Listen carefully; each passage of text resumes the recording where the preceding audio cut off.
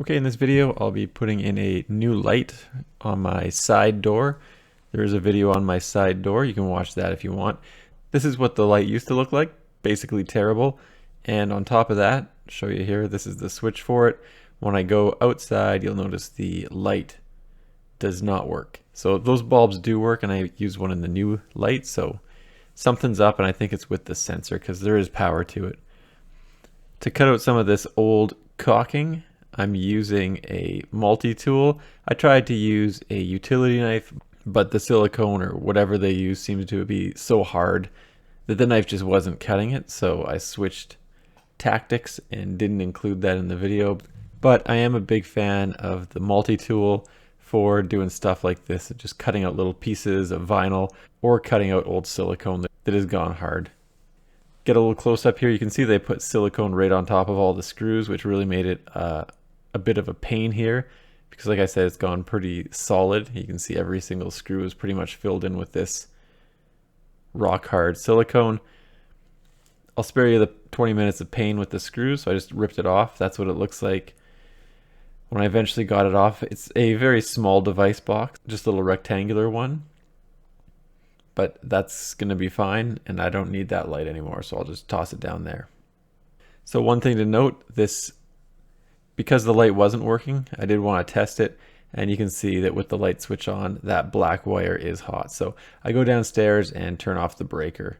And whenever you're working on electrical stuff, you should have the switch off, breaker off for safety.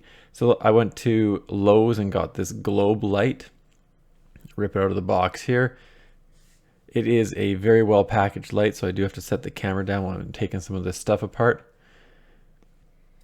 This one was a little bit more expensive. I think it was about $85 Canadian or something, but it seems to be pretty nice, and it is fairly large. Definitely it has a ton of styrofoam on it, but I guess you do need to protect the glass, and then obviously there's some plastic bags and stuff. So that's what it looks like. Goes with the theme of everything else. Maybe I'll use that as a thumbnail. Anyway, pretty much everything we're putting in is sort of black and square, so that follows that theme. So first thing I gotta do is put this bracket into the device box. You could say I already did it. I actually had to use the old screws, and that's something I've learned is don't throw out your old screws because sometimes the device boxes are a different size. So just be cognizant of that. The next thing I gotta do is cut some of this siding back because this is a bigger light. So I've temporarily mounted the light onto the device box and just sort of put pencil lines on.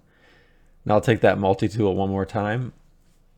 I'm just going to cut out the bottom section where the light is going to contact the vinyl, and that's just so it isn't sticking out too far. With the vinyl cut back a little bit, or at least the section of ledging there, it'll sit much flatter against the wall. Without cutting that off, it would be sticking out about 1 inch. And I do trim back some of the vinyl so that the screws can go in a little bit deeper. I found that those screws were pretty long, so I got to tidy those up a little bit. So I got to turn those screws a little bit so they sit back a little further. So with the vinyl cut out, I could hang the light. So the first thing I'm going to do is take the grounding wire on the light and attach that to the device box.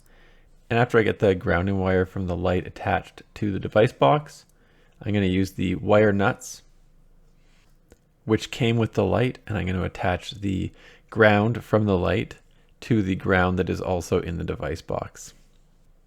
And I don't think I showed it in the video, but the grounding wire that goes to the house is also secured to the old device box in the back. And then once the wire nut's on, I'll just push everything back into the device box. So all the wire nuts are going to be pushed rearward. So then all I have left to do is the neutral wire and the hot wire. In this case, the neutral is the white wire. And normally I don't do this, but I'm up on the ladder holding the camera with one hand, so I'll just do it quickly with the one hand. I actually go down and redo the neutral just to make sure that it's put together well, but that's pretty much the concept there. The previous owners were using electrical tape. I don't use electrical tape when I'm putting the wire nuts on. And you should check out your local building codes to determine if you can or if you are not allowed to put electrical tape on your wire nuts.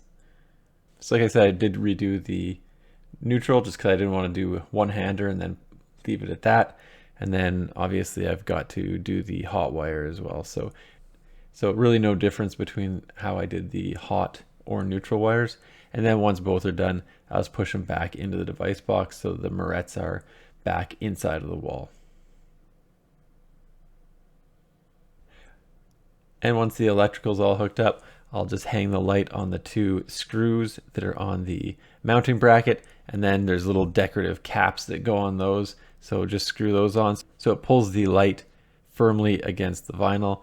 And that's pretty much what it looks like. You can see that it's sort of sunken into the vinyl on the bottom edge. Obviously, if I didn't cut out the bottom edges, then it would be sticking up, like I said, about an inch. So that's what it looks like without any silicone on it.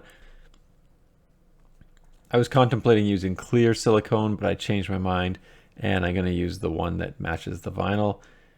So I'm using Monosilicone Pro, which is for windows, doors, and siding. And because I'm not a siliconing expert, I'm not going to show myself putting this on. Basically, I use a lot of paper towel and I make a big mess. But I keep wiping it until it doesn't look like a big mess anymore. So there's the one side, and here's the other side. Obviously, it looks a little bit cleaner and fresher because it's obviously new silicone. Once it gets a little bit warmer out, I'm going to have to work out a way to clean this side and get that rust off, and hopefully I can get the previous owner's big mess of silicone off the wall. Anyway, that's what it looks like. Thanks for checking out my video. Don't forget to like and subscribe.